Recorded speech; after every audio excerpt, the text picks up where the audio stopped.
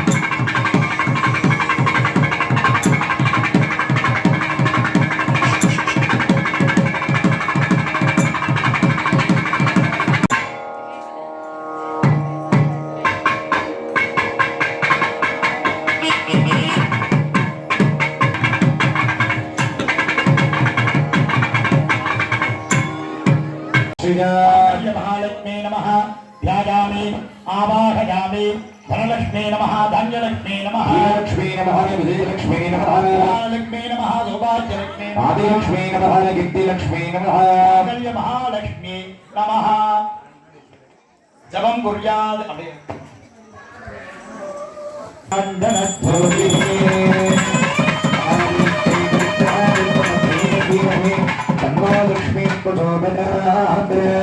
माताज श्री सूक्त जपकरो नमः ओम हिरण्यवर्णा परिणीत सुवर्णर जगत्रजा हिरण्मरीं लक्ष्मीं जातवेदो भावः गजातवेदो लक्ष्मी मनपगामिनी यस्यां हिरण्यं विन्दे गङ्गामस्वं पुरुषनः सर्वामृतवद्यामत्तिनाथ प्रभो श्रियं देवे पक्वने श्रीर्वाणे वेदुषदा पितामिरण्यप्राकारा माद्रां जलं तीं दत्तां दर्पयन्ते स्थिरा दत्तवर्णान्तामिहो पक्वने सृजवा महादामृताजलं यत्रयं लोके देवजुट्टामुधारा तद्विनीमें शरणमहं प्रपद्ये लक्ष्मीर्मेनश्यतां त्वां वृणे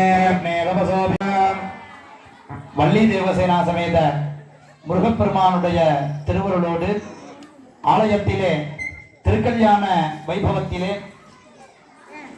மகாசங்கல்பம் விநாயகர் வழிபாடு வருண கும்பம் என்று சொல்லக்கூடிய மந்திரபூர்வமாக இந்த இடத்தை சுத்தம் செய்யும் வண்ணம் புண்ணியாகவாதனங்கள் எல்லாம் மிகத்தேறி திருக்கல்யாண வைபவத்திற்கு உரியதான நிகழ்வுகள் எல்லாம் நடைபெற்று பாலும் பழம் கொடுத்தல் பச்சை பொடி சுத்துதல் என்று சொல்லக்கூடிய வகையிலே அந்த உபசார பூஜைகள் எல்லாம் நடைபெற்று அதனை தொடர்ந்து கும்பத்திலே வள்ளி தேவசேனா சமேத முருகப்பெருமானையும் அக்னியிலே வள்ளி தேவசேனா சமேத முருகப்பெருமானையும் எழுந்தருளச் செய்து ஆவாகித்து உரியதான யாகங்களோடு கூட திருமங்கல்யத்திற்கு பூஜையானது நடைபெற்றது. பொதுவாக திருமங்கல்யத்தில் யார் இருப்பாங்க அப்படின்னா மகாலட்சுமி என்று சொல்வார்கள். மகாலட்சுமி வசிக்கக்கூடிய இடம் நிறைய உண்டு. அதில் பார்த்தீங்கன்னா பெண்களுடைய உச்சி வகுட்டுல மகாலட்சுமி கல்யாணமாகி இந்த குங்குமம் வைக்கிற இடத்துல மகாலட்சுமி இருப்பதாக ஐதீகம். திருமங்கல்யத்தில் மகாலட்சுமி இருப்பதாக ஐதீகம். நாம் அன்றாடம் உபயோகிக்கக்கூடிய உப்பு, பருப்பு, அரிசி இதெல்லாம் பார்த்தீங்கன்னா மகாலட்சுமி இருக்கிறதாக ஐதீகம். சுண்ணாம்பு, வெத்தலை, பாக்கு இதெல்லாம் மகாலட்சுமி இருப்பதாக ஐதீகம். சாய்ந்து கிடக்கின்ற அறுவடைக்காக சாய்ந்து கிடக்கின்ற அந்த நெல்லில் மகாலட்சுமி இருப்பதாக ஐதீகம். அதனால தான் சில பொருள்லாம் பார்த்தீங்கன்னா 6 மணிக்கு மேலே மற்றவங்களுக்கு கொடுக்க மாட்டாங்க. அப்போ நம்மள்கிட்ட இருக்கக்கூடிய மகாலட்சுமி நம்மளை விட்டு நீங்கிடப்படாது அப்படிங்கிறதுக்காக. அப்போ இந்த திருமங்கல்யத்திலும் யார் இருக்கா அப்படின்னு பார்த்தீங்கன்னா இந்த மகாலட்சுமி. இந்த திருமங்கல்யத்தில் மகாலட்சுமியை பூஜித்து அம்பிகைக்கு உரியதான ஸ்ரீசூக்தம் என்று சொல்லக்கூடிய ஜபமானது நடைபெற்று திருமங்கல்ய தாரணத்திற்கு தயாராக உள்ளது. அது மட்டும் இல்லாமல் தானத்திலே சிறந்த தானம் என்னன்னு நம்ம எல்லாம் சொல்லுவோம், அன்னதானம் போடு. ஒருத்தர் எந்த ஒரு பொருளை கொடுத்தாலும் போதும்னு மனசுல நிறைய மாட்டோம், ஆனா மனசாலையும் வைத்தாலையும் போதும் அப்படின்னு சொல்லக்கூடிய அன்னதானம் அப்படிம்போம். அதை தாண்டின ஒரு தானம் என்ன அப்படின்னு பார்த்தீங்கன்னா கன்யகா தானம் அப்படின்னு சொல்லக்கூடியது தான். அப்ப இந்த கன்யகா தானம் அப்படிங்கிறது ஒரு வம்சத்தை அபிவிருத்தி செய்வதற்காக இன்னொரு ஒரு கோத்திரத்திலிருந்து மற்றொரு கோத்திரத்திற்கு ஒரு பெண்ணை தாரம் பார்த்து கொடுத்தல் கன்யகாதானம் அப்படின்னு பெயர். இப்போ கல்யாணத்தில் எல்லாரும் என்ன நினச்சிட்டு இருக்கோம், எது முக்கியமான நிகழ்வு அப்படின்னு நினச்சிட்டு இருக்கோம் அப்படின்னா தாலி கட்டுறது தான் முக்கியமான நிகழ்வு அப்படின்னு நினச்சிட்டு இருக்கோம். அது ஒரு முக்கியமான ஒரு ஹைலைட்டான விஷயம் அப்படின்னு பார்த்தா கூட உள்ளார்ந்து விஷயமாக இருக்கக்கூடியது என்னன்னு பார்த்தேன்னா 3 வம்சாவளியை சொல்லி அந்த பெண்ணை இன்னொரு கோத்திரத்திற்கு தாரம் பார்த்து கொடுத்தல். தாரம் பார்த்து கொடுத்தாதான் கல்யாணம் பண்ண முடியும். இப்போ எப்படி ஒரு இதில் எல்லாம் எழுதுகிறோமோ, எழுதுனதுக்கு அப்புறம் கீழே கையெழுத்து போடுறோம் பாருங்க, அதை மாதிரி ஒரு பத்திரப்பதிவு பண்ணுறோம் அப்படின்னா வெறும் கையெழுத்து மட்டும் போட்டுற முடியாதுல்ல, வாசகம்லாம் எழுதினா தானே கீழே கையெழுத்து போட முடியும். அப்போ அந்த வாசகம் மாதிரி ஒரு இது போன்று 3 தலைமுறை பேரை சொல்லி இன்னாருடைய பௌத்திரியும் இன்னாருடைய கொள்ளு பேத்தி, இன்னாருடைய பேத்தி, இன்னாருடைய புத்திரி பெண், அந்த 3 வம்சாவளியை சொல்லி இந்த கோத்திரத்திலே உதித்த இந்த பெண்ணை இந்த கோத்திரத்திலே உதித்த பையனுக்கு திருமணம் செய்து கொள்கிறோம் அப்படின்னு சொல்லக்கூடிய இட்நீர் வாக்குறது அப்படிம்பாங்க பார்த்தீங்கன்னா. அப்ப அந்த கன்யகாதானம் செய்து கொடுத்தால்தான் பிறகு அதனுடைய சாட்சியாக திருமங்கல்ய தாரணம் செய்ய முடியும். அதுபோலவே தேவசேனை அப்படிங்கிற அம்பிகை பார்த்தேன்னா யாருடைய புத்திரி அப்படின்னு தெரியும், தேவேந்திரனுடைய புத்திரி, இந்திரனுடைய புத்திரி தான் தேவசேனை. அந்த கல்யாணம் எங்க நடந்திருக்கு, திருப்பரங்குன்றம். திருப்பரங்குன்றத்துல தான் தேவசேனை கல்யாணம். அது எது, சஷ்டி முடிஞ்சு பண்ணக்கூடியது. பார்த்தீங்கன்னா சஷ்டியில சுவாமி என்ன பண்றாரு, அசுரனை சம்ஹாரம் பண்றாங்க. அசுரன் யாருக்கு தீங்கு கொடுத்தான், இந்திரர்களுக்கெல்லாம். அப்ப இந்திரனை காப்பாத்தி சுவாமி அந்த அசுரன்லாம் அழிச்சதுனால இந்திரன் தன்னுடைய பெண்ணை தேவசேனையை மணமுடித்து கொடுக்கிறார். அது திருப்பரங்குன்றம் அப்படிமா. அப்புறம் வள்ளி கல்யாணம் பங்குனி உத்திரத்துக்கிட்ட வரும் பார்த்தேன்ல, அது வள்ளிமலை அப்படின்னு சொல்லக்கூடிய இது. அதன் பிறகு இருவரும் திருமணம் செய்து கொண்டு திருத்தணி போனதாக சொல்லுவாங்க. அப்ப அந்த மணக்கோலம் பார்த்தேன்னா திருத்தணி. அப்ப இந்த 2 கல்யாணத்தையும் வெவ்வேறு இடத்துல இருந்தாலும் இப்ப நம்ம எல்லாம் ஒன்னா சுவாமி இங்க சமேதமா இருக்கார். அப்ப 2 கல்யாணத்துக்கும் இப்ப சுவாமிக்கு திருமங்கல்ய தாரணம் சுவாமியினுடைய கையினாலே தேவசேனைக்கும் வள்ளியம் பெருமாட்டிக்கும் திருமங்கல்ய தாரணமானது நடைபெறும்.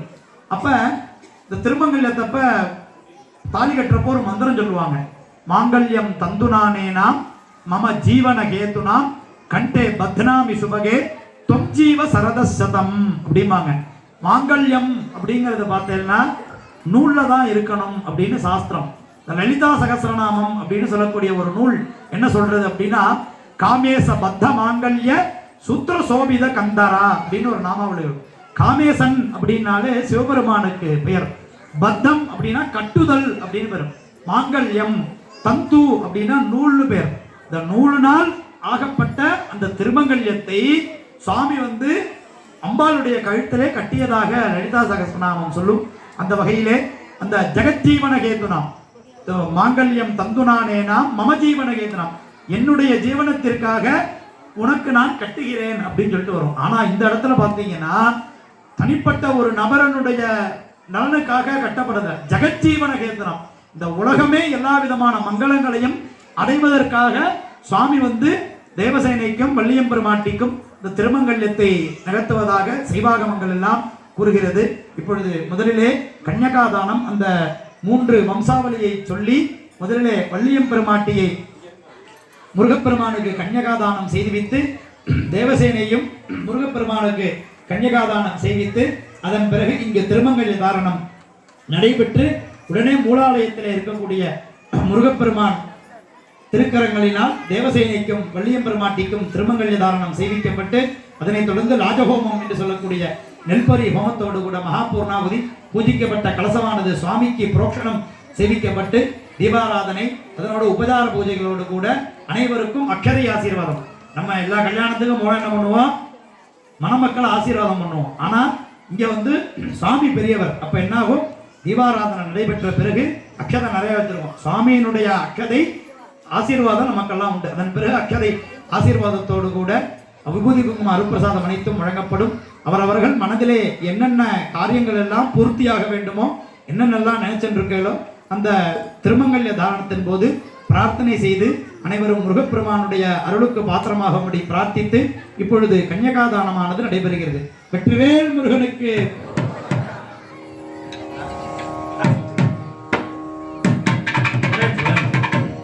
ஏகபதே துபதே சாததுட்பதே அஷ்டபதே நவபதே பதோபதே சஹஸ்ராட்சர பரமே வ்யோமன்னே ஸ்ரீ விஷ்ணு கோத்ரோத்பவாம் மிருத்யுவர்மண சர்மண பௌத்ரே மகாவிஷ்ணு வம்ச தாரபூதஸ்ய சிவமுனே நம்பிராஜ சங்கல்பதயாம் ஓம் கிருபாந்த சம்ரக்ஷணீம் அகிலாண்டகோடி பிரம்மாண்ட நாயகீம் श्यामां पंकजदारिणीं मणिलसते ताडंग कर्णोज्ज्वलां दक्षे लंभकरां किरीटमकुटां तुंगस्तनगंजुगां अन्योन्य ईशनस्य संयुतां पुंजामाल्यधरां प्रभालवदनां इच्छाशक्तिस्वरूपिणीं महावल्ली नाम्नीं इमां कन्यां श्री परशिव गोत्रोद्भवस्य परशिव शर्मणो नप्त्री सदाशिव शर्मण पौत्राय आकाशपुरीश्वर शिव शर्मणस्य पुत्राय श्रीमते सुब्रह्मण्य शर्मणे इमां वराय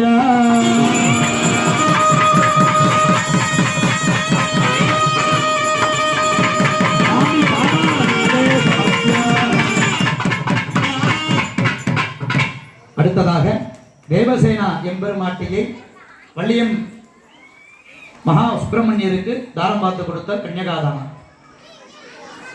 ஓம் ஸ்ரீ பிரம்ம கோத்ரோத்பவாம் கஸ்யப பிரம்மண பௌத்ரீம் இந்திர வம்சோத்பூத குமாரீம் மகேந்திர சர்ம நப்புத்ரீம் சதுர்வேத சாகா தியாகினீம் கட் பிரபந்த சம்ரக்ஷணீம் அகிலாண்டகோடி பிரம்மாண்ட நாயகீம் பீதாம் உத்பலதாரிணீம் सचुसुतां पीतांबरालंकृतां वामे लंभकरां मगेन्द्रतनजां मन्दार्यमाल्यधारिणीं दैवैरक्षितपादुकां दिनजनां भूषितां देवीं त्रिभंगीं क्रियाशक्तिस्वरूपिणी देवसेनानाम्नीम् इमां कन्यां श्री परशिव गोत्रोद्भवस्य परशिव शर्मणो नप्त्रीं सदाशिव शर्मण पौत्राय आकाशपुरीश्वर शर्मण पुत्राय सुब्रह्मण्य शर्मणे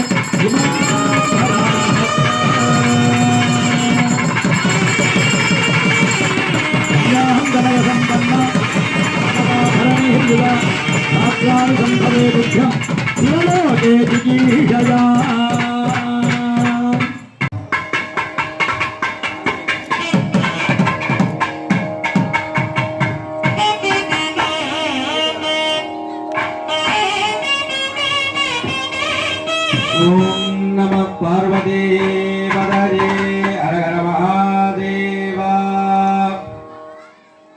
அமைதி காணுமிடமே இறைவனை காணலாம். அப்ப அமைதியாக இருந்தால்தான் நமக்கு சுப்பிரமணியோட அனுகிரகமானது கிடைக்கும். எவன் ஒருவனுக்கு பகவானுடைய அனுகிரகம் இருக்கோ தான் மேடை ஏற முடியும், வாழ்க்கையில சௌரியம் வழிவிட வேண்டும். இப்படி பேசிட்டே இருந்தேன்னா நமக்கு புண்ணியம் கிடைக்காது. எந்த அளவுக்கு இப்பதான் சொன்ன அமைதி காணும் இடமே இறைவனை காணலாம். அப்ப பகவானுடைய அனுகிரகம் இருந்தால் மட்டுமே தான் வாழ்க்கையில எல்லா செல்வங்களும் கிடைக்கும். அப்ப நமக்கு எல்லா செல்வங்களும் வேணும் அப்படின்னு நினைத்தேன். 16 செல்வங்களும் வேணும், அஷ்டலட்சுமி வாசம் செய்ய வேண்டும், தெய்வத்தோட அனுகிரகமானது நமக்கு வேண்டும் அப்படின்னு நினைச்சோமானால் பகவானுடைய அனுகிரகமானது பரிபூர்ணமாக கிடைக்கும். ஒரு சின்ன உதாரணம், 5 நிமிஷம். எல்லாரும் உங்கள் கைரேகை படுற மாரி அந்த தேங்காய் இருக்கும், தேங்காய் தொட்டு கொடுங்க. இந்த மாங்களுக்கு தொட்டு நல்லா பிரார்த்தனை. இந்த வாய்ப்பு நம்ம கிடைச்சது இறைவன் கொடுத்த பிச்சை தான் நினைக்க வேண்டும். எவ்வளதோ கோடி கணக்கில் பணம் இருக்கலாம், எத்தனை கோடி பணம் இருந்தாலும் இந்த செய்யறதுக்கு வாய்ப்பு நமக்கு கிடைக்காது. இறைவன் நினைக்க வேண்டும். இறைவன் நினைத்தால் மட்டுமே தான் நமக்கு இந்த வாய்ப்பு கிடைக்கும். அப்ப இறைவனோட அனுகிரகமானது பரிபூர்ணமாக கிடைக்கும் போது நம்ம வாய்ப்பை பயன்படுத்தி கொள்ள வேண்டும். 6 மாதம் பேசுகிறோம், 6 மாதம் தூங்கியே கழிக்கிறோம். ஒரு வருஷத்தில் கணக்கு போட்டு பாருங்களேன், அரை மணி நேரம் கூட சுவாமியை சிந்திக்க மாட்டோம். தெய்வ சிந்தனை வேண்டும்னா முருகப்பெருமான்கிட்ட நமக்கு அனுகிரகம் கிடைக்க வேண்டும். அதனால ஒரு அன்பர் என்ன பண்ணாரா, அவர் தீராத கஷ்டம். என்ன சாமி, டெய்லி கோயிலுக்கு போறேன், அந்த முருகனுக்கு விரதம் இருக்கிறேன், அரசூர் முருகனுக்கு விரதம் இருக்கிறேன், சாமிமலை முருகனுக்கு விரதம் இருக்கிறேன், 6 படை முருகனுக்கு விரதம் இருக்கிறேன், எனக்கு கஷ்டமே தீர மாட்டேன்னு ஒரு அன்பர் சொன்னார். இப்படி இருக்கும் போது அந்த கஷ்டமானது சரி போய் சுவாமிகிட்ட பார்ப்போம் அப்படின்னு தோசியர்கிட்ட போய் பார்க்கலாம் அப்படின்னு தோசியர்கிட்ட போறார். அவரோட ஜாதகத்தை புத்தகத்தை எடுத்துட்டு, வாழ்க்கையில எவ்வளவு சம்பாதிச்சாலும் நிற்க மாட்டேங்குது, வாழ்க்கையில பிரச்சனை வந்து கொண்டே இருக்கிறது, நிம்மதியே இல்லை, தூக்கமே இல்லை அப்படின்ட்டு மெதுவா வரார். இது வரும்போது தோசியரை பார்க்கலான்ட்டு அந்த தோசியரை கதவை தட்டுறார். வீட்டுக்கிட்ட வந்துட்டார். கதவை தட்டின உடனே அந்த தோசியர் கதவை திறக்கிறார். திறந்த உடனே ஜாதகத்தை பார்க்கிறார். ஜாதகத்தை பார்த்த உடனே இன்று போய் நாளை வா அப்படின்னாராம். இவருக்கு ஒண்ணுமே புரியல. என்னடா அது இன்று போய் நாளை வா அப்படின்னு இவருக்கு புரியவில்லை. சரி சொல்லிட்டாரு அப்படின்னு சொல்லிட்டு திருப்பி வரார். வரும்போது இருட்டி எடுத்து, சரி நம்ம எங்கேயும் போக முடியாது, ஒரு பாலடைஞ்ச சிவாலயம் இருக்கிறது, அந்த சிவாலயத்தில் போய் உட்காந்து காத்தால ஏந்திரிச்சு தோசியரை பார்த்துட்டு நம்ம வீட்டுக்கு போகலாம் அப்படின்னு நினைத்தார். நினைத்த உடனே மழை வந்து விட்டது. சரின்னு ஒரு வரும்போது ஒரு சிவாலயம் கண் தென்பட்டது. அந்த சிவாலயத்தில் போய் உட்கார்ந்தார். உட்கார்ந்த உடனே நினைக்கிறாராம், கற்பனையிலேயே நினைக்கிறாராம், எல்லாரும் உட்கார்ந்து தொட்டு கொடுக்கலாம், யார் எல்லாரும் ஏன்ச்சிங்கன்னா பின்னாடி இருக்கிறவங்களுக்கு தெரியாது, அதனால உட்கார்ந்துக்கிட்டே எல்லாரும் சுவாமி தரிசனம் பண்ணலாம் அப்படின்னு நினைக்கும் போது அந்த மழை பெஞ்சு கொண்டிருக்கும் போது நினைக்கிறாராம், என்னட்ட மட்டும் காசு இருந்ததுனால் நான் இந்த ஆலயத்தை எப்படி கட்டுவேன், நான் இந்த இடத்துல பிள்ளையாரை எப்படி பிரதிஷ்டை பண்ணுவேன், ஈசானமுள்ள நவக்கிரகத்தை எப்படி ஒவ்வொன்றாக நினைச்சு பார்க்கிறார். கோவிலை கட்டிட்டார். கோவிலை கட்டின உடனேயே கும்பாபிஷேகம் செய்ய வேண்டுமே அப்படின்ட்டு கும்பாபிஷேகம் கற்பனையிலேயே பண்ணிட்டார்.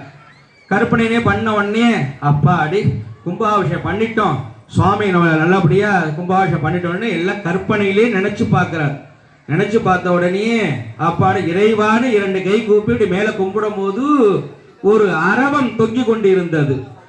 அந்த அரவம் தொங்கின பாம்பு மேல தொங்கி கொண்டிருக்கும், ஆஹா பாம்பு அப்படிங்கிறார்.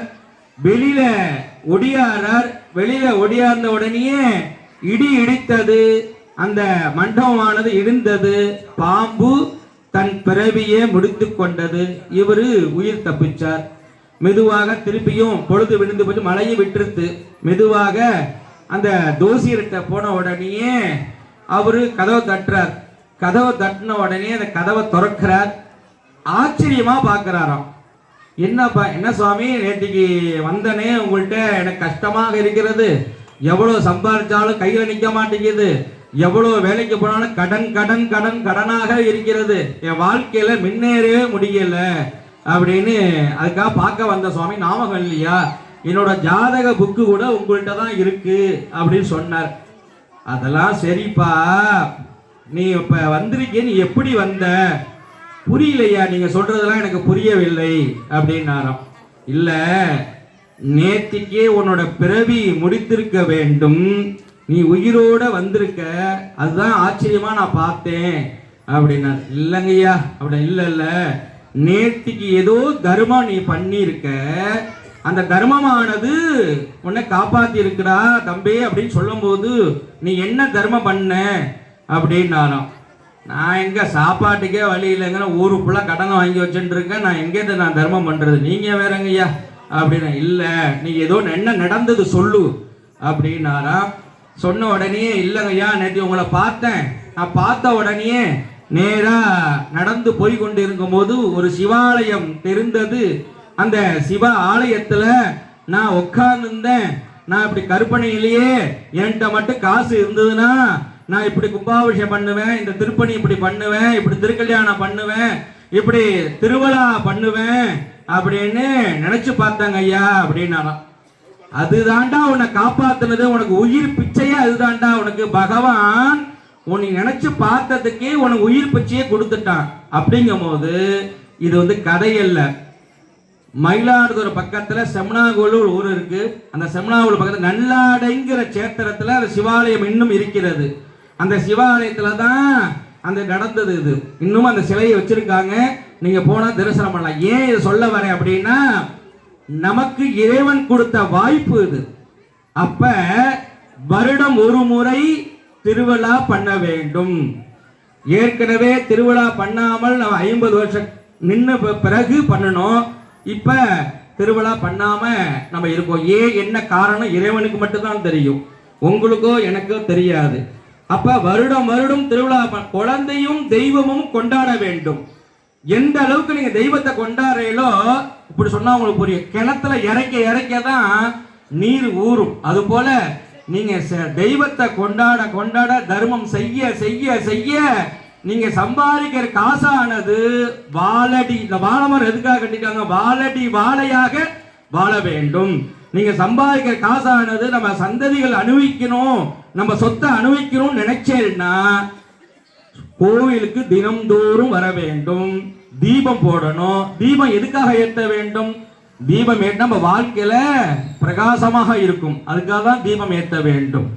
நான் வந்து அமாவாசை அன்னைக்கு போவேன், இல்ல வெள்ளிக்கிழமை அன்னைக்கு போவேன், இல்ல செவ்வாய்க்கிழமை தான் போவேன், இல்ல சனிக்கிழமை தான் போவேன் அப்படின்னு நினைத்தேன்னு வச்சுங்களேன், நம்ம முன்னேறவே முடியாது. நீங்க ஒரு காரியம் நினைச்சுட்டு இந்த பிரபஞ்சத்துல எது வேணா கேட்கலாம். அப்ப திருவிழா பண்ண வேண்டும்.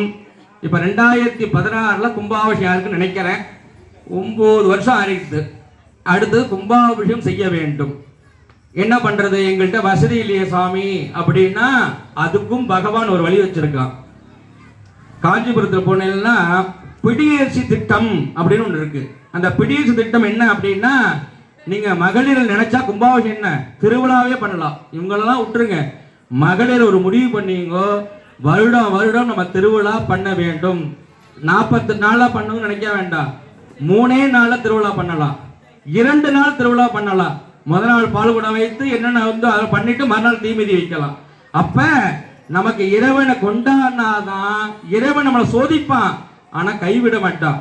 தலைவர் சொன்ன மாரி இப்பதான் பேசிக்கிட்டு இருந்தோம், ஏன் எங்கெங்கேயோ போறோம். அப்ப நம்ம வீட்டுக்காரர் என்ன பண்ணணும், டெய்லியும் உங்களால முடிந்ததை வாங்கி வாங்கி, இது திரௌபதி அம்மனுக்கு, இது வந்து மாரியம்மனுக்கு, இது பந்தாள அம்மனுக்குன்னு ஒரு டப்பா வாங்கி இல்லை குவளையை வாங்கி வச்சிட வேண்டியது. வச்சுட்டு இது போட்டுக்கிட்டே இருக்க வேண்டும். வீட்டுக்கார விடவே கூடாது, இறுக்கி பிடிச்சிக்க வேண்டும். நீங்க தெய்வத்துக்காக பண்றீங்க, அப்பதான் நம்ம சந்ததிகள் நல்லா இருக்கும். இல்லைன்னா நமக்கு வியாதி வரும், கடன் அதிகமாக இருக்கும்.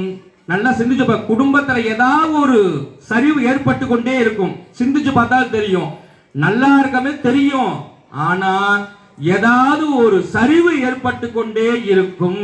இதெல்லாம் என்ன காரணம்? தெய்வத்தை கொண்டாட வேண்டும். இன்னைக்கு எல்லாம் சத்தியம் பண்றீங்க, இனிமேல் வருடம் வருடம் நாங்கள் திருவிழா பண்ணுவோம், வருடம் வரும் 12 வருஷத்துக்கு ஒரு முறை கும்பாபிஷேகம் பண்ணுவோம். 10 வருஷம் நம்ம திருவிழா பண்ணவில்லை அப்படின்னா அந்த கோவிலோட மரத்துக்கு வந்துடும், வில்வ மரமோ அல்லது என்ன அங்க சல விருட்சமோ அந்த சல விருட்சத்துக்கு வந்துருவாராம். அப்படி நம்ம தெய்வத்தை கொண்டாடலாம் வச்சுங்கோ, அந்த ஊர்ல அந்த கிராமத்துல எங்க தீர்த்தம் இருக்கோ அந்த தீர்த்தத்துக்கு வந்துருவாராம், சுவாமி வந்துருவாராம். அப்படியும் ஒரு 50-60 வருஷம் திருவிழா பண்ணல அப்படின்னு வச்சுங்க, ஊரை விட்டே போயிடுவாளாம். ஊரை விட்டே போனதுன்னா என்ன கிடைக்கும் நமக்கு? அம்மா வரும், வியாதிகள் வரும். பயமுத்துக்காக சொல்ல, சத்தியமான உண்மை இது. எந்த அளவுக்கு நீங்க சுவாமியை வழிபாடு பண்றீங்களோ நம்ம குடும்பமானது சௌக்கியமா இருக்கும். தனம் தரும், கல்வி தரும், ஒரு நாளும் தளர்வறியா மனம் தரும், தெய்வ வடிவம் தரும், நெஞ்சில் வஞ்சமில்லா இனம் தரும், அன்ப என்பவர்க்கே கணம் தரும், பூங்குழலால் அபிராமி கடைக்கண்களே. 16 செல்வங்கள் கேட்கிறாரு அபிராமப்பட்ட அம்மா. அம்மா தாயே, எனக்கு செல்வத்தை கொடு அம்மா, நல்ல மனைவியை கொடு, நல்ல புத்திரனை கொடு, புத்திரன் நல்லபடியா கல்யாணம் ஆக வேண்டும் அப்படின்னு ஒவ்வொன்றாக அப்படி கேட்கிறாராம். அப்படிங்கும் போது சுவாமியோட அனுகிரகம் வேண்டும். நமக்குள்ள 1008 கருத்து வேறுபாடு இருக்கலாம். நான் யாரையும் குறை சொல்லவில்லை. என்னோட ஆதங்கமானது நான் சொல்லுகிறேன். ஏன் அப்படின்னா, இந்த பந்தாளம்மன், திரௌபதி அம்மன், சுப்பிரமணியர் இதெல்லாம் கொண்டாட வேண்டும்.